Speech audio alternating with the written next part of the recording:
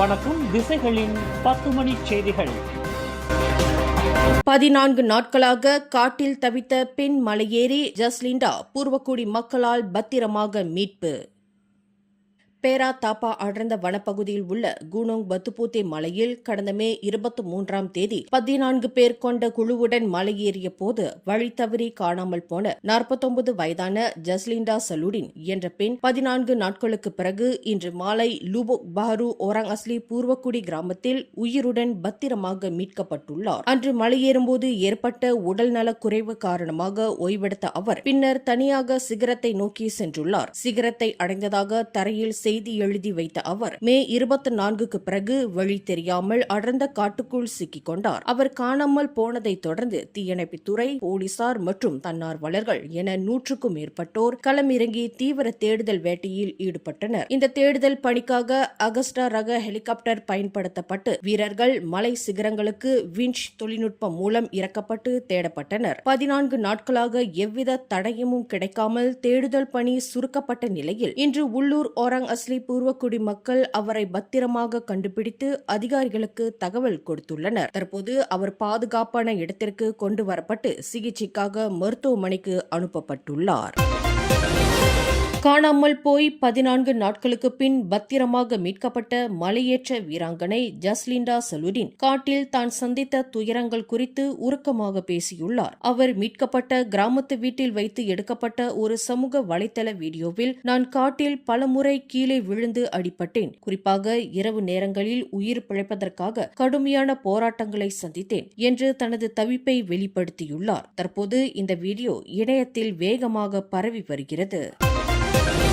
வரவிருக்கும் ஜோஹர் மற்றும் நகரி சம்பிலான் மாநில தேர்தல்களுக்கு தயாராகும் வகையில் கட்சியின் உதவி தலைவர்களாக சைஃபுடின் நசுடியான் இஸ்மாயில் மற்றும் டாக்டர் ஜலேஹா முஸ்தபா ஆகியோரை PKR நியமித்துள்ளது. இன்று சனிக்கிழமை ஜோஹர் பத்துபாஹட்டில் நடைபெற்ற கட்சியின் அரசியல் பணியகம் மற்றும் மத்திய அரசியல் குழுவின் மாதாந்திர கூட்டத்தில் இந்த முடிவு எடுக்கப்பட்டதாக PKR தகவல் தொடர்பு பிரிவு தலைவர் டத்தோஃபாமி ஃபசில் தெரிவித்தார். கட்சியின் மத்திய அளவிலான செயல்பாடுகளை வலுப்படுத்த இந்த நியமனங்கள் செய்யப்பட்டுள்ளன என்று அவர் குறிப்பிட்டார். முன்னதாக சைஃபுடின் கட்சியின் பொது செயலாளராகவும் ஜலேஹா ஜோஹர் மாநில PKR தலைவராகவும் இருந்தனர். இவர்களுடன் ஏற்கனவே நியமிக்கப்பட்ட ரோலன் எங்கான் மற்றும் பேராளர்களால் தேர்ந்தெடுக்கப்பட்ட Dato Sri Amirudin Shari, Dato Sri R Ramanan, Dato Sri Aminuddin Harun, Chang Lih Kang ஆகியோரும் நடப்பு உதவி தலைவர்களாக உள்ளனர். மேலும் மாநில தேர்தல்கள் தயார் நிலைக்கு முன்னுரிமை அளிக்கும் வகையில் வரும் ஜூன் 26 முதல் 28ஆம் தேதி வரை மலக்காவில்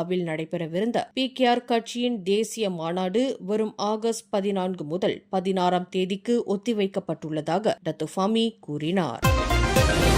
வரவிருக்கும் ஜோஹர் மாநில தேர்தலில் எதிர்க்கட்சிகளுக்குள் தேவையற்ற மோதல்களை தவிர்த்து மக்கள் நலனுக்காக ஒன்றிணைந்து செயல்பட வேண்டும் என்று மூடா கட்சி அழைப்பு விடுத்துள்ளது. இன்று செய்தியாளர் சந்திப்பில் பேசிய மூடா கட்சியின் தலைவர் அமீரா ஆயிஷா அப்துல் அஜீஸ், முற்போக்கு கொள்கைகளை கொண்ட எந்தவொரு எதிர்க்கட்சியுடனும் பேச்சுவார்த்தை நடத்த தங்கள் கட்சி தயாராக இருப்பதாக கூறினார். ஒரே தொகுதியில் பல எதிர்க்கட்சிகள் போட்டியிட்டு வாக்குகள் சிதறுவதை தடுக்க இந்த உடன்பாடு அவசியமாகும். ஏற்கனவே 2023 முதல் PSM மற்றும் பொஜுவாங் கட்சிகளுடன் மூடா பேச்சுவார்த்தையை தொடங்கியுள்ளதுடன் பர்சமா கட்சியும் விரும்பினால் பேச்சுவார்த்தைக்கு வரலாம் என்று அவர் தெரிவித்தார். மேலும் ஜனநாயகத்தில் எந்தவொரு தொகுதிக்கும் எந்த கட்சிக்கும் முழு உரிமை கோர முடியாது என்றும் தாங்கள் ஏற்கனவே வென்ற புத்ரி வங்சா தொகுதியை தக்க வைத்துக் கொள்வதில் மூடா உறுதியாக இருப்பதாகவும் அவர் கூறினார். மூடா போட்டியிடும் மொத்த தொகுதிகள் குறித்த விவரங்கள் விரைவில் ஜோஹர் மாநில தேர்தல் இயக்குநரால் அறிவிக்கப்படும் என்பதையும் அவர் தெளிவுபடுத்தினார். மலேசிய ஊழல் தடுப்பு ஆணையமான SPRM முன்னாள் தலைமை ஆணையர் தான்ஸ்ரீ அசாம்பாக்கி தொடர்பான விசாரணை கோப்புகள் அடுத்த கட்ட நடவடிக்கைக்காக சட்டத்துறை தலைவரின் அலுவலகத்திற்கு அனுப்பப்பட்டுள்ளன. இதுகுறித்து புக்கிட் அமான் குற்றவியல் புலனாய்வுத்துறை இயக்குநர் டத்தோ M குமார் கூறுகையில், வர்த்தகர் ஆல்பர்ட் தே மிரட்டப்பட்டதாக கூறப்படும் விவகாரம் மற்றும் வெலோசிட்டி கேபிட்டல் நிறுவனத்தில் பங்குகள் தொடர்பான ப்ளூம்பர்க் கட்டுரை மீதான விசாரணை கோப்புகள் கடந்த ஜூன் 4 அன்று சட்டத்துறை தலைவர் அலுவலகத்திடம் ஒப்படைக்கப்பட்டதாக தெரிவித்தார். முன்னதாக இந்த வழக்கு தொடர்பாக கடந்த புதன்கிழமை புகேட் அமானில் அசாம் பாக்கியிடம் போலீசார் 2 மணி நேரம் விசாரணை நடத்தி வாக்குமூலம் பெற்றனர். தற்போது சட்டத்துறை தலைவரின் அடுத்த கட்ட அறிவுறுத்தல்களுக்காக போலீஸ் துறை காத்திருப்பதாக டத்தோகுமார் குறிப்பிட்டார்.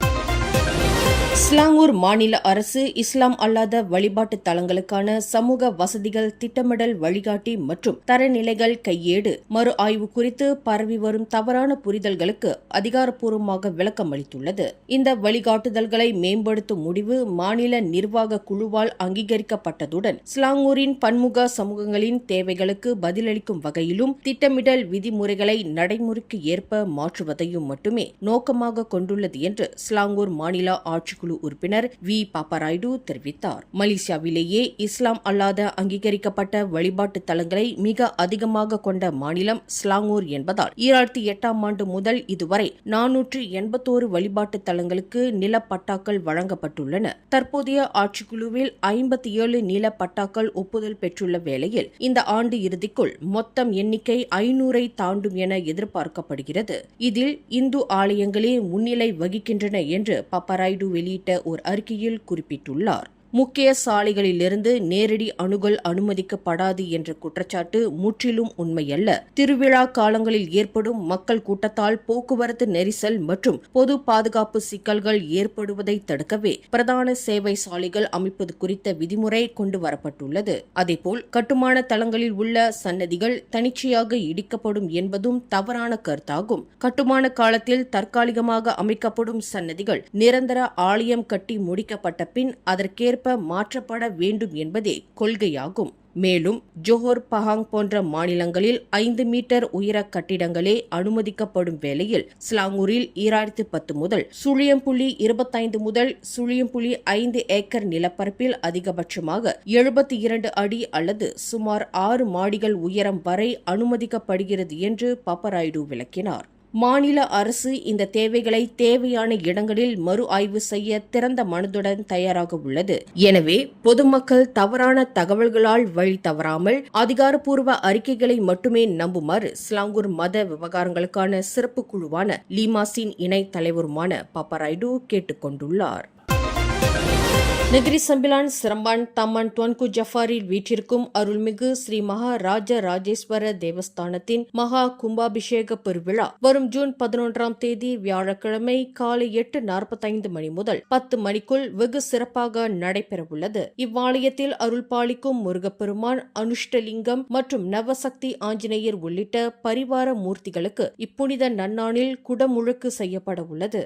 தமிழகத்தின் புகழ்பெற்ற திரு கைலாய பரம்பரை, கந்த பரம்பரை, திருஞான சம்பந்தர் ஆதீனம் அருள்குருநாதர் தவத்திரு ஸ்ரீமத் சிவாக்கர தேசிக சுவாமிகளின் மேலான ஆலோசனைகளின்படி இந்த மகா கும்பாபிஷேகம் பக்தி பெருக்குடன் நடைபெறவிருக்கிறது. தமிழகத்தின் திருவண்ணாமலை கிரிவல பாதையில் அமைய பெற்றுள்ள குபேரலிங்கம், ஈசான்ய லிங்கம், இந்திரலிங்கம், அக்னிலிங்கம், யமலிங்கம், நிருதிலிங்கம், வருணலிங்கம், வாயுலிங்கம் ஆகிய அஷ்டலிங்கங்களின் வடிவங்களும் மலேசியாவிலேயே முதன்முறையாக 9 ஆஞ்சநேயர்களை உள்ளடக்கிய நவசக்தி ஆஞ்சநேயர் சன்னதியும் இவ்வாலயத்தில் பிரதிஷ்டை செய்யப்பட்டு அவற்றுக்கும் கும்பாபிஷேகம் காணவிருப்பது இத்திருவிழாவின் தனிச்சிறப்பாகும். இந்த வரலாற்று சிறப்புமிக்க மகா கும்பாபிஷேக பெருவிழாவில் பொதுமக்கள் அனைவரும் பெருந்திரளாக கலந்து கொண்டு அண்ணாமலையானின் திருவருளையும் பரிவார மூர்த்திகளின் மகா ஆசிகளையும் பெற்றுயுமாறு ஆலய நிர்வாகத்தினர் அன்புடன் கேட்டுக்கொள்கின்றனர்.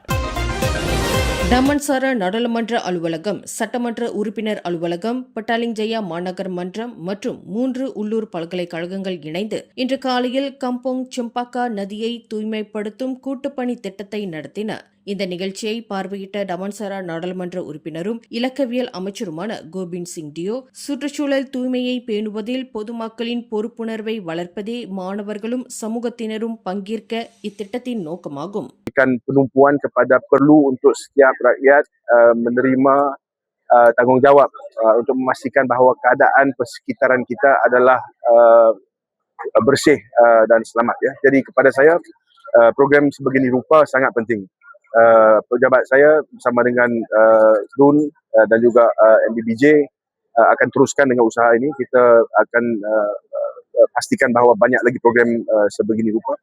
இன்று காலை நடந்த குப்பை சேகரிக்கும் போட்டியில் 4 குழுக்கள் பங்கேற்றன. சுற்றுச்சூழல் மற்றும் நதிக்கரைகள் எப்போதும் சுத்தமாகவும் பாதுகாப்பாகவும் இருப்பதை உறுதி செய்ய இதுபோன்ற கூட்டு முயற்சிகள் எதிர்காலத்திலும் தொடர வேண்டும் என்று கோபிந்த் சிங் விருப்பம் தெரிவித்தார்.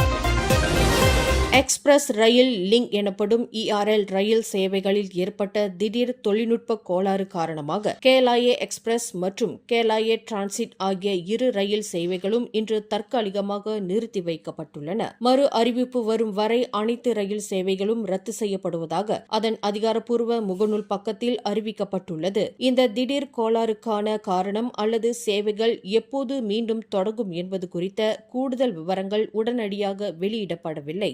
செப்பாங் கோலாலம்பூர் அனைத்துலக விமான நிலையத்திற்கு பயணம் செய்யும் பயணிகள் தற்போதைய சேவை நிலவரங்களை அறிந்து கொள்ள ரயில் நிலைய பயண சீட்டு முகப்பிடங்களை அணுகுமாறு அறிவுறுத்தப்பட்டுள்ளனர். ஏற்பட்டுள்ள அசௌகரியங்களுக்கு ரயில் சேவை நிர்வாகம் மன்னிப்பு கோரியுள்ளது. நெகிரி சம்பிலான் மாநிலத்தில் நிலவி வரும் தற்போதைய பாரம்பரிய ஆட்சி முறை சிக்கலை நீதிமன்றத்திற்கு எடுத்து செல்லாமல் பேச்சுவார்த்தை மற்றும் பரஸ்பர உடன்பாடு மூலம் மட்டுமே தீர்க்க வேண்டும் என்று துணை பிரதமர் Datuk Seri doctor Ahmad Zahid Hamidi தெரிவித்துள்ளார். தேசிய டிபெட் தின கொண்டாட்டத்திற்கு பிறகு செய்தியாளர்களிடம் பேசிய துணை பிரதமர் நெகிரி சம்பிலான் மாநிலத்தின் ஆட்சி அமைப்பில் முக்கிய பங்கு வகிக்கும் அரச சபையான டேவான் அடிலான் டான் உண்டாங் மன்றத்தின் செயல்பாடுகளையும் பாரம்பரிய வழிமுறைகளையும் அனைத்து தரப்பினரும் மதிக்க வேண்டும் என்று வலியுறுத்தினார். நீதிமன்றத்தில் நீடிக்கும் நீண்டகால மோதல்களை தவிர்த்து கலந்துரையாடல் மூலம் மட்டுமே மாநிலத்தின் நிலைத்தன்மையை பாதிக்காத ஒரு சுமூகமான தீர்வை எட்ட முடியும் என்று ஜாயிட் சுட்டிக்காட்டினார். மனித கடத்தல் மற்றும் குடியேற்றவாசிகள் கடத்தல் தடுப்பு சட்டம் 2007 தொடர்பான வழக்கில் சம்பந்தப்பட்ட 7 தாய்லாந்து சிறுவர்களும் சட்டப்பூர்வ நடைமுறைகளுக்கு பின் வெற்றிகரமாக சொந்த நாட்டிற்கு அனுப்பி வைக்கப்பட்டனர். நீதிமன்ற வாக்குமூல பதிவு நிறைவடைந்ததை தொடர்ந்து எஞ்சியிருந்த 4 சிறுவர்கள் நேற்று மதியம் 3 மணியளவில் புக்கெட் காயு இத்தாம் குடிநுழைவு சுங்கம் தனிமைப்படுத்துதல் மற்றும் பாதுகாப்பு வளாகத்தில் தாய்லாந்து அதிகாரிகளிடம் ஒப்படைக்கப்பட்டதாக கிடா மாநில குடிநுழைவுத்துறை இயக்குநர் முகமது ரிஸ்வான் பின் முகமது ஜென் தெரிவித்தார். கடந்த ஏப்ரல் 2026 எல்லை கட்டுப்பாடு மற்றும் பாதுகாப்பு முகமை நடத்திய சோதனையில் இந்த 7 சிறுவர்களும் மீட்கப்பட்டனர். இவர்களில் 3 சிறுவர்கள் கடந்த மே 12 அன்று ஏற்கனவே திருப்பி அனுப்பப்பட்டனர். வழக்கு விசாரணையின் போது இவர்கள் அனைவரும் பைத்துல் மாஃபா டாருல் அமான் பாதுகாப்பு மையத்தில் தங்க வைக்கப்பட்டிருந்தனர். அரசாங்க அமைப்புகள் மற்றும் தாய்லாந்து தூதரகத்தின் முழுமையான ஒத்துழைப்புடன் சட்ட விதிகளுக்கு உட்பட்டு ஆவணங்கள் சரிபார்க்கப்பட்டு இந்த நடவடிக்கை முழுமையாக நிறைவடைந்தது என முகமது ரிஸ்வான் கூறினார். மூவார் பாரேட் அஹமட் லாவுட் பகுதியில் அண்டை நாட்டிற்கு கடத்த முயன்ற 57.15 மில்லியன் ரிங்கெட் மதிப்பிலான போதைப் பொருட்களுடன் 63 வயது முதியவர் மற்றும் 43 வயது பெண் ஆகிய இருவர் நேற்று நள்ளிரவு கைது செய்யப்பட்டனர். கடல் போலீஸ் பிரிவு பிராந்தியம் 2 தலைவர் நூர் அஸ்வான் ஜமால் கூறுகையில் சந்தேகத்திற்கிடமான முறையில் படகில் பொட்டலங்களை ஏற்றிக் கொண்டிருந்த போது இந்த அதிரடி சோதனை நடத்தப்பட்டது என்றார். அங்கு நடத்தப்பட்ட சோதனையில் 549 கிலோ ஷாபு, 1,91,268 எக்டசி மாத்திரைகள், 4000 போதைப்பொருள் திரவ குப்பிகள் ஆகியவை படகிலும் காரின் பின் பகுதியிலும் மறைத்து வைக்கப்பட்டிருந்தது கண்டுபிடிக்கப்பட்டு பறிமுதல் செய்யப்பட்டன. அத்துடன் ஒரு படகும் 2 இன்ஜின்களும் பறிமுதல் செய்யப்பட்டுள்ளன என்று அவர் குறிப்பிட்டார். மேலும் செய்திகளை தெரிந்து கொள்ள கீழே இருக்கும் பெல் பட்டனை அழுத்துங்கள். உங்கள் மகிழ்ச்சியை வெளிப்படுத்த லைக் மற்றும் ஷேர் செய்யுங்கள். தொடர்ந்து திசைகளோடு இணைந்திருக்க சப்ஸ்கிரைப் செய்யுங்கள்.